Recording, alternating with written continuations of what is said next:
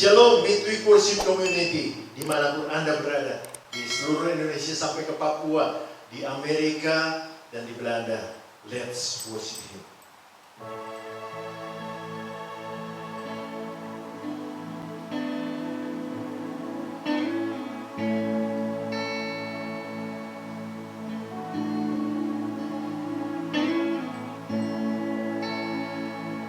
Kita tahu bahwa Tuhan sanggup membuka jalan.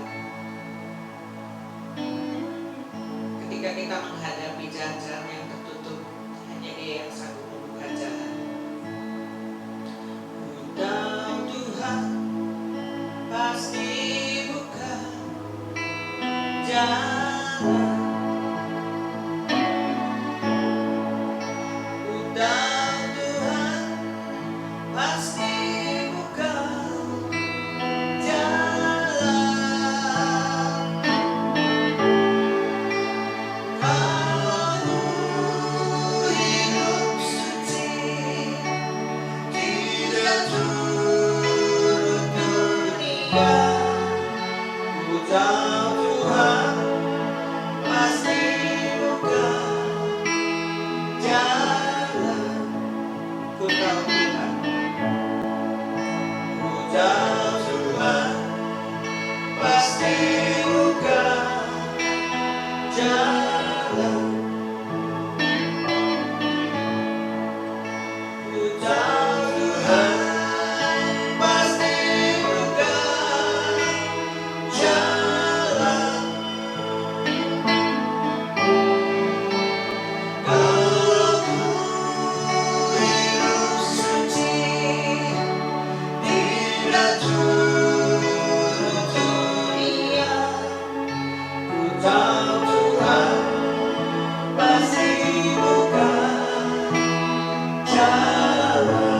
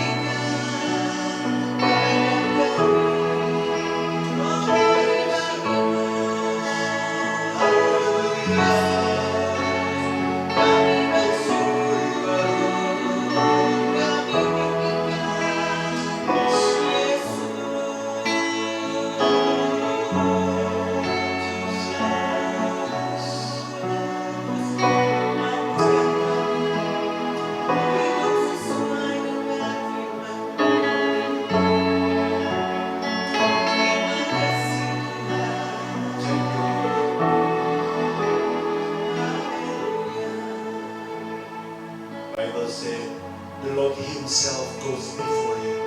Dia akan membukakan jalan buat kita, bahkan membuat jalan.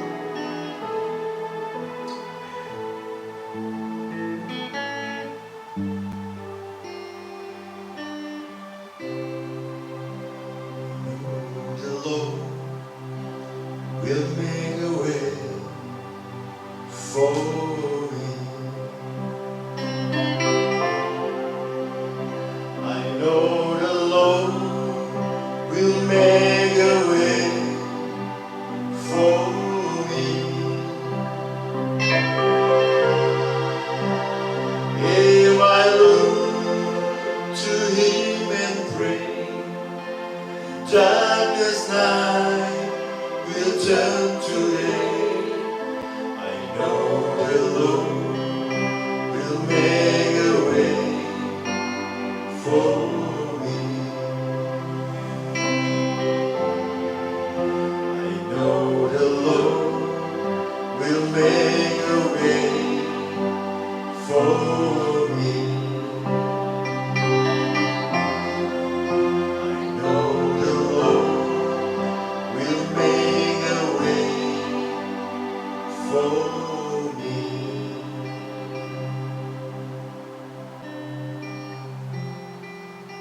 Tuhan Yesus, kami percaya bahwa Tuhan sanggup membukakan setiap jalan-jalan yang tertutup. Biarlah Tuhan Yesus kami selalu menaruh pengharapan kami di dalam Tuhan. Dan biarlah Tuhan Yesus kami tidak pernah sekalipun meninggalkan Tuhan. Tetapi di saat-saat tersulit dalam kehidupan kami, biarlah kami menyadari bahwa Tuhan selalu memperhatikan kami dan siap menolong kami. Biar dalam hari-hari kami boleh senantiasa juga mengucap syukur, memuji dan menyembah nama Tuhan. Dan biar pada saat sore hari ini kembali kami akan diberkati lewat firman. Biar Tuhan pakai hamba-Mu menjadi saluran berkat-Mu dan juga kami sekalian, Midweek Worship Community yang mendengar, pasti akan diberkati oleh firman.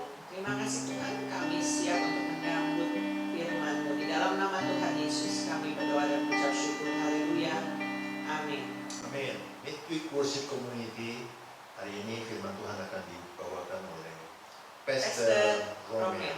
Selamat menikmati firman-Nya. Salam saudaraku dimanapun saja berada. Dan saat ini kita jumpa lagi dalam acara ibadah Midweek Worship Community. Saya percaya kita semua di tengah-tengah pandemi corona kita tetap fokus dengan satu tujuan, yaitu menyembah Tuhan ya. Karena kenapa kita harus menyembah Tuhan? Karena tidak ada Allah lain selain Tuhan Yesus Kristus yang layak disembah, disanjung dan ditinggikan, dan namanya tidak pernah tertandingi. Dan saudara-saudara yang kekasih dalam Tuhan Yesus Kristus, mungkin banyak gereja-gereja yang akhirnya mengadakan ibadah tidak secara offline tapi online, saudaraku. Nah, saya percaya bahwa kondisi pandemi corona ini diizinkan oleh Tuhan agar umat Tuhan di seluruh muka bumi ini di dalam menyembah Tuhan itu tidak terpengaruh oleh tempat ya ataupun waktu. Dan ketika kita menyembah ibadah secara online, kita bisa kapan saja dan di mana saja dan tidak terpengaruh oleh tempat dan waktu. Bapak Ibu saudara sekalian yang kekasih dalam Tuhan Yesus Kristus, dan saya dari Kota Sukabumi, Evangelis Yeremia Romelani akan membawakan sebuah renungan tentang bagaimana kita menyembah Tuhan ya. Saudara, sebelum kita lanjut, kita akan berdoa terlebih dahulu. Bapa di dalam surga, Bapa yang kami kenal di dalam nama Tuhan Yesus Kristus yang menjadi Tuhan dan Juru Selamat kami bersyukur pada saat ini kami datang menyembah Tuhan. Kami menghadap hadirat-Mu Bapa. Kami mau memberitakan kabar baik, kabar sukacita, biar setiap orang-orang yang mendengar kabar sukacita ini diberkati oleh Tuhan dan mereka mengalami perjumpaan pribadi dengan Tuhan Yesus Kristus. Terima kasih Bapa. Kami mau membaca merenungkan firman-Mu di dalam nama Yesus Kristus. Haleluya. Amin. Baik Bapak Ibu saudara sekalian, dan kita akan membaca Alkitab kita dalam Yohanes 4, Yohanes pasal 4 ayat 23 sampai dengan ayat yang ke-26. Tetapi saatnya akan datang dan sudah tiba sekarang bahwa penyembah-penyembah benar akan menyembah Bapa dalam roh dan kebenaran, sebab Bapa menghendaki penyembah demikian. Allah itu roh, dan barang siapa menyembah Dia harus menyembahnya dalam roh dan kebenaran. Jawab perempuan itu kepadanya, aku tahu bahwa Mesias akan datang, yang disebut juga Kristus. Apabila Ia datang, Ia akan memberitakan segala sesuatu pada kami. Kata Yesus kepadanya, akulah Dia yang sedang berkata-kata dengan engkau. Bapak, Ibu, saudara sekalian yang kami kasih di dalam nama Tuhan Yesus Kristus, kita percaya saudaraku bahwa hidup kita ini adalah diciptakan oleh Tuhan dengan tujuan yang sangat mulia. Nah, tujuannya apa saudaraku? Tuhan menciptakan hidup manusia. Tujuannya adalah untuk menyatakan kemuliaan Tuhan di tengah-tengah muka bumi ini.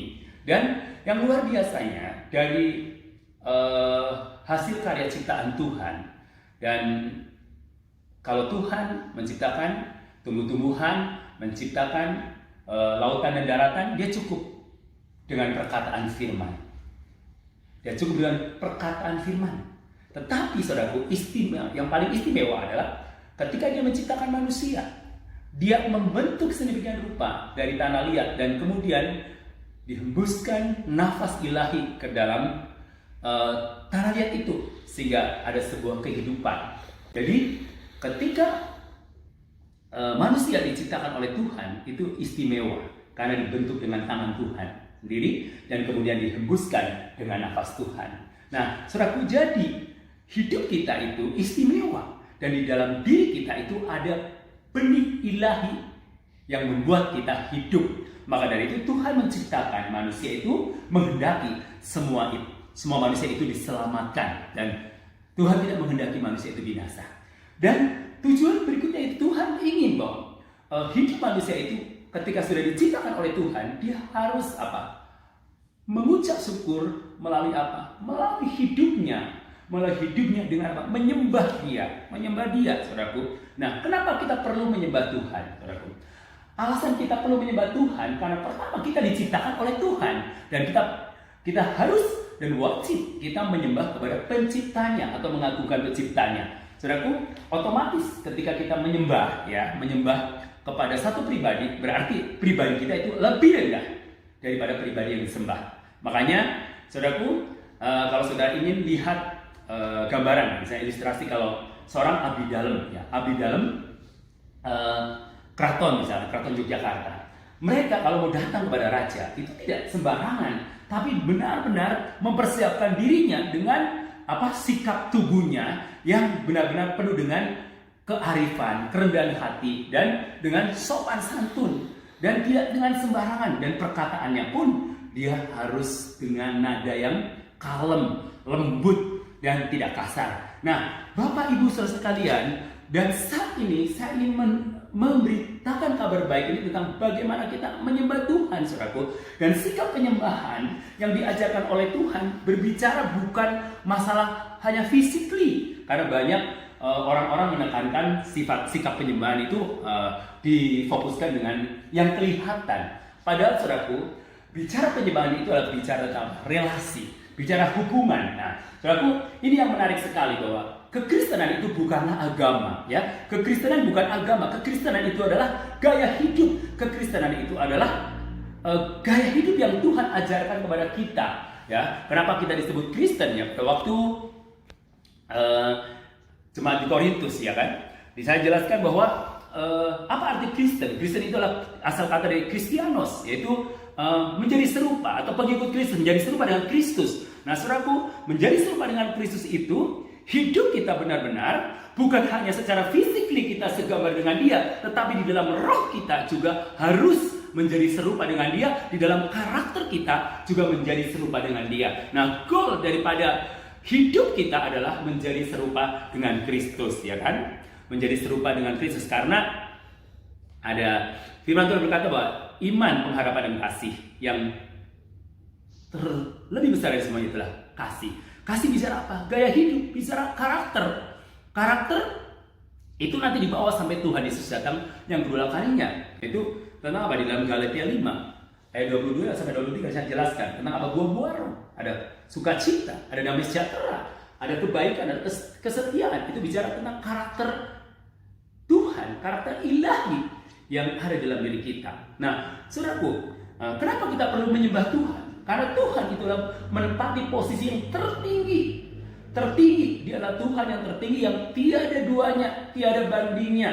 Dan Tuhan yang kita sembah ya adalah Tuhan yang maha tinggi, ya Allah yang maha tinggi yang kita kenal di dalam Yesus Kristus, ya Yesus Kristus. Kenapa? Karena ketika manusia jatuh dalam dosa dan tidak seorang pun bisa masuk surga, maka itu Allah Bapa mengutus anak yang tunggal ke dalam dunia ini supaya setiap orang yang percaya kepadanya tidak binasa, melainkan beroleh hidup yang kekal. Diutus sebagai apa? Jembatan untuk menuju ke surga. Maka dari itu penyembahan kita itu harus dilandaskan pada apa? Kebenaran, ya. Di dalam ayat 24 dikatakan Allah itu roh dan barang siapa menyembah dia harus menyembahnya dalam roh dan kebenaran. Dalam roh, Allah itu roh, saudaraku. Kenapa kita perlu menyembah di dalam roh? Nah, Tuhan, yang Tuhan tekankan sikap di dalam penyembahan itu bukan ekspresi physically atau yang kelihatan, tetapi bicara soal apa? Inner atau kedalaman hati kita, kekuatan roh kita.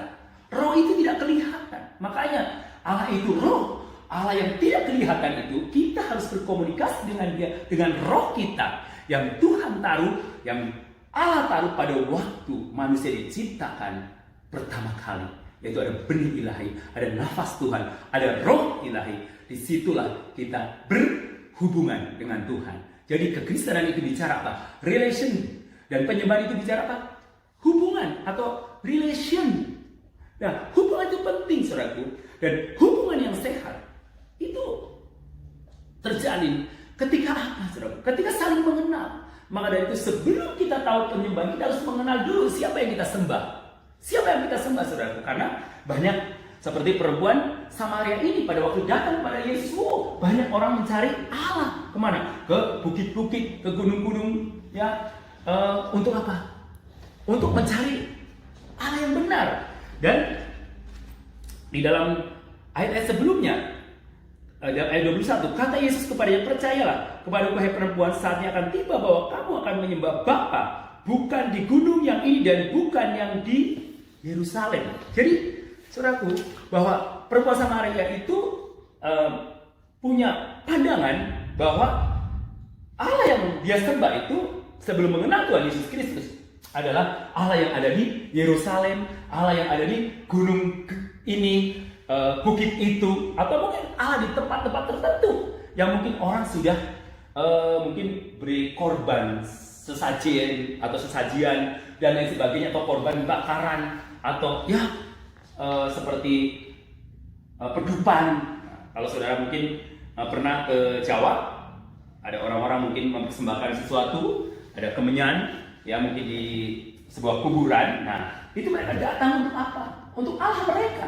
Nah, saudara yang dikasih dalam Tuhan Yesus Kristus, dan Yesus menjelaskan dengan rinci kepada perempuan Samaria ini untuk menunjukkan bahwa saatnya nanti kamu nggak akan menyembah Allah di sini, di sini, di sini, tapi saatnya kamu akan menyembah.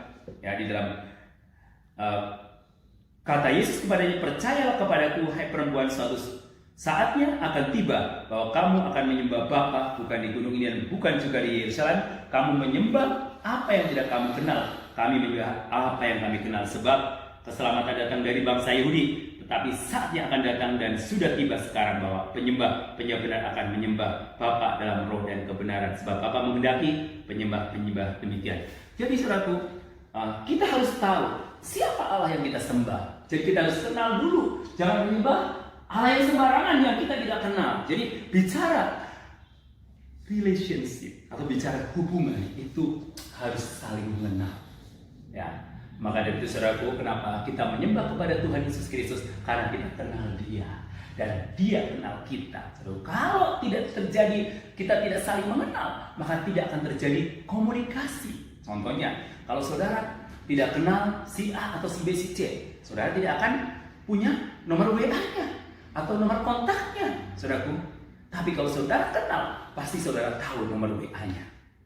Dan saudara bisa berkomunikasi ketika ada persoalan atau ada masalah, saudara bisa sampaikan. Nah, demikian juga saudaraku. Jadi kita harus mengenal siapa Allah yang kita sembah agar kita menyembahnya dengan benar. Nah, menyembah dalam roh dan kebenaran. Bicara roh yaitu sesuatu yang tidak kelihatan. Maka itu kita harus menyembahnya di dalam roh agar roh kita menyatu dengan roh Allah. Dan ketika roh kita menyatu dengan roh Allah, maka terjadi komunikasi yang intim, ya, komunikasi yang erat. Dan ketika terjadi komunikasi yang erat, pasti sesuatu yang ilahi akan terjadi di dalam kehidupan saya dan saudara. Terjadi dalam sesuatu yang ilahi terjadi dalam kehidupan gereja Tuhan, akan terjadi kebangkitan rohani yang luar biasa di dalam pribadi masing-masing orang. Nah, saudara-saudara terkasih dalam Tuhan Yesus Kristus, menyembah di dalam kebenaran. Dan siapa kebenaran itu? Ya, saudaraku, Yohanes 14 ayat 6, akulah jalan kebenaran dan hidup. Tidak ada seorang pun yang datang kepada Bapa kalau tidak melalui aku. Nah, bicara kebenaran itu, siapa itu kebenaran? Kebenaran itu adalah Yesus sendiri. Dia adalah kebenaran. Maka dari itu ketika engkau menyembah, harus menyembah dalam roh dan kebenaran. Artinya saudaraku, rohmu bertemu dengan roh Allah di dalam nama Tuhan Yesus Kristus, yaitu Allah yang kita kenal. Saya percaya saudaraku, ketika engkau menyembah di dalam roh dan kebenaran, maka hidupmu akan mengalami satu pemulihan yang luar biasa. Hidupmu akan mengalami terobosan. Kerohanianmu akan hidup dan kerohanianmu tidak akan mati, saudaraku. Ketika kerohanianmu hidup, maka akan terjadi aliran sukacita yang luar biasa, damai sejahtera, aliran suasana surga turun atas hidup kita, perasaan damai, tenang, sukacita, meskipun di tengah-tengah kesulitan, meskipun di tengah-tengah pandemi corona yang saat ini banyak orang-orang merasa takut, merasa gelisah, merasa khawatir, saudaraku. Tapi ketika kita terus intim dan berkomunikasi dengan Tuhan, maka Tuhan akan lakukan sesuatu yang luar biasa. Saudara-saudara yang terkasih dalam Tuhan, jadi pusat penyembahan kita adalah berpusat di dalam hati kita, inner, di dalam batiniah kita, saudaraku. Jadi nggak berbicara tentang tempat, nggak berbicara tentang fisik. Jadi meskipun saat ini saudara tidak bisa ibadah di sebuah gedung gereja, tapi saudara bisa ibadah di rumah. Saudara bisa ibadah dimanapun saja berada. Yang penting hatimu terfokus dengan Tuhan Yesus Kristus, terfokus dengan menyembah Dia, karena Allah yang tak tertandingi. Saudara-saudara yang terkasih di dalam Tuhan Yesus Kristus. Dan di dalam ayat berikutnya, saudaraku, jadi kebenaran, dan kebenaran itulah yang memerdekakan kita. Ketika kita menyembah dalam roh dan kebenaran, maka kebenaran itulah yang memerdekakan kita. Saya percaya ketika kita menyembah dalam kebenaran, saudaraku, firman kebenaran itulah Yesus Kristus sendiri. Itulah yang memerdekakan kita, dan hidup kita akan bebas. Artinya bebas, tapi bebas yang bertanggung jawab. Bebas dari ikatan dosa, bebas dari segala kutuk, dan bebas dari hukuman maut. Nah, saudara-saudara yang terkasih dalam Tuhan, saya percaya lakukanlah itu, saudaraku. Ketika engkau dalam keadaan gundah gulana, datang berkomunikasi dengan Tuhan, menyembah Dia dengan sikap hati yang tunduk di hadapannya, saudaraku. Dan saya percaya ketika penyembahan itu terjadi relasi dengan Tuhan, maka kuasa iblis pun akan hancur. Kuasa iblis pun akan lari tulang-tulang dari hadapan kita, saudaraku. Dan firman Allah berkata bahwa dalam Yakobus 4 ayat 7, yang mari saudaraku kita buka Yakobus 4 ayat 7.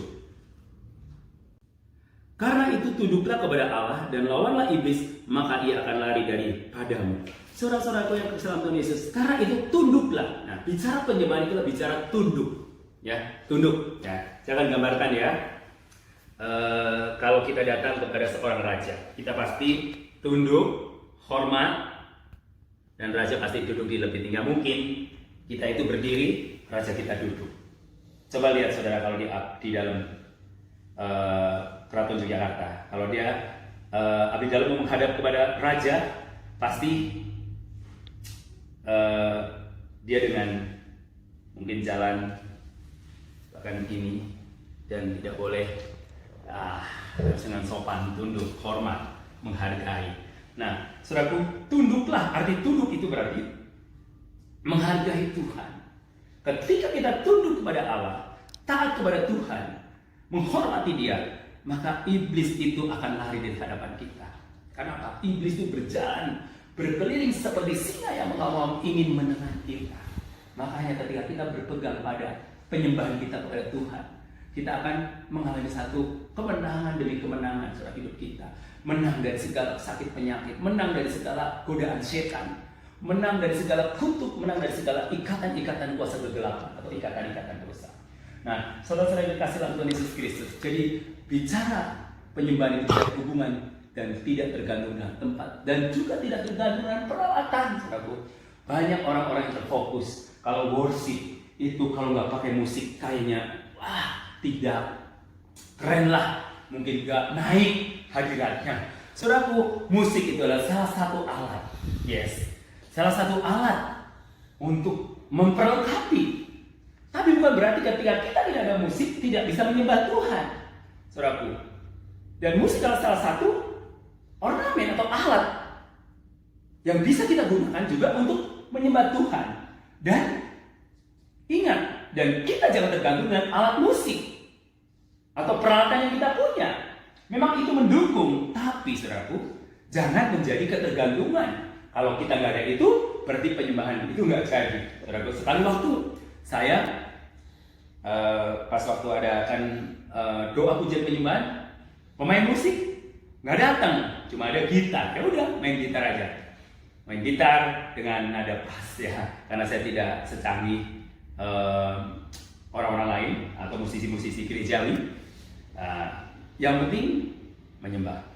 Saya itu nyanyi lagu Yesus kami puja, kami sembah sebagai Raja.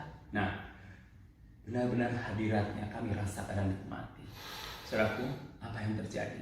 Terjadi kemenangan demi kemenangan dan manifestasi ilahi terjadi.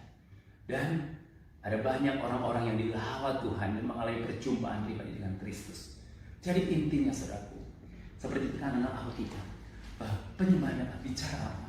Hubungan kita dengan Tuhan. Hubungan kita dengan Tuhan adalah sikap hati kita. Bagaimana kita meresponinya, bagaimana kita melakukannya, mempraktekannya. Saya percaya bahwa kita hidup di dunia ini, kita punya Tuhan yang lebih dari segala-galanya, yang layak kita sembah dari kita. Mari saudaraku, lakukan sesuatu yang luar biasa untuk Tuhan kita Yesus Kristus. Haleluya. Semoga firman Tuhan ini menjadi berkat buat kita semua, dan saya percaya hidupmu akan mengalami pemulihan yang luar biasa di dalam penyembahan yang sungguh-sungguh kepada Allah kita yang hidup. Haleluya. Bapa di dalam surga, kami bersyukur pada saat ini Tuhan, kami telah memberitakan kabar baik, kabar kebenaran firman Bapa. Ya Roh Kudus akan mengurapi setiap anak-anak Tuhan yang mendengarkan, dan lawatan Tuhan terjadi agar melalui konsep penyembahan yang kami beritakan hari ini Bapak, mereka boleh menikmati hadirat Allah, sehingga yang sakit Tuhan sembuhkan, yang lemah Tuhan kuatkan, yang susah Tuhan berikan kehiburan, yang bermasalah Tuhan berikan jalan keluar. Kami berdoa Tuhan untuk orang-orang yang melihat acara ini Bapak, bukan sekedar mereka mendengar atau melihatnya, tapi mereka akan melakukannya, menjadi pelaku-pelaku firman, sehingga mengalami terobosan, mengalami kemenangan demi kemenangan. Dan kami percaya Tuhan Yesus, kami berdoa juga untuk teman-teman kami yang melayani di pelayanan ini Tuhan, Midweek Worship Community. Dan kami percaya Tuhan Yesus diberkati luar biasa. Semakin banyak jiwa-jiwa yang datang kepada Tuhan. Dan kami juga berdoa di tengah-tengah pandemi ini Tuhan, Kau berkati orang-orang yang saat ini sedang mengalami kesulitan Tuhan, yang merasa ketakutan, bahkan yang terjangkit akibat virus corona. Kami berdoa di dalam nama Yesus, Tuhan menyembuhkannya, Tuhan memulihkannya. Dan khususnya bangsa ini Tuhan yang sedang berjuang untuk mengatasi pandemi ini Bapak, Tuhan memberkati, mengurapi, berikan kekuatan. Dan dalam rangka vaksin juga Tuhan, kami percaya banyak umat Tuhan, banyak juga masyarakat Bank Indonesia juga dan seluruh dunia, mereka menerima vaksin dengan baik, sehingga kami bisa keluar dari persoalan pandemi corona. Terima kasih Tuhan Yesus, terima kasih Roh Kudus. Kami serahkan juga gereja-gereja Tuhan dimanapun saja berada. Mereka ada yang offline, ada yang online Tuhan. Kami percaya semua sama-sama diberkati, sehingga tidak ada satupun anak-anakmu yang terlewatkan Tuhan. Terima kasih Tuhan Yesus, terima kasih Roh Kudus. Kami percaya Tuhan menyertai kami, memberkati kami. Apapun yang anak-anakmu kerjakan pasti berhasil. Di dalam nama Tuhan Yesus Kristus, kami percaya, kami berdoa dan mengucap syukur. yang percaya berkati Tuhan. Sama-sama katakan amin.